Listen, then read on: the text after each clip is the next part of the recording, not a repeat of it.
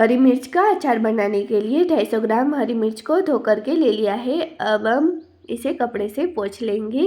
अब इसे इस तरह से 2 भाग में कट कर लेंगे। अब मसाला बनाने के लिए 4 चम्मच धनिया, 2 चम्मच सौंफ, 1 चम्मच मेथी, आधा चम्मच अजवाइन और 1 चम्मच जीरा को सेक लेंगे। अब इसे प्लेट में निकाल के ठंडा होने देंगे। जब ये मसाले ठंडे हो जाए उसके बाद इसे हम मिक्सी में पीस लेंगे।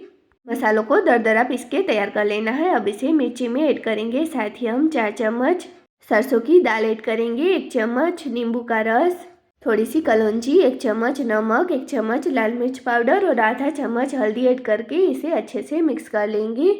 अब हम 4 चम्मच ऑयल को गर्म कर लेंगे। ऑयल में से धुआं निकलने लगे तब इसमें जीरा और हींग डालेंगे। अब इसे मिर्च के ऊपर डाल देंगे और इसे मिक्स कर लेंगे। इस तरह से ये मिर्च का अचार बनके तैयार है। इसे हम एयरटाइट कंटेनर में स्टोर कर लेंगे।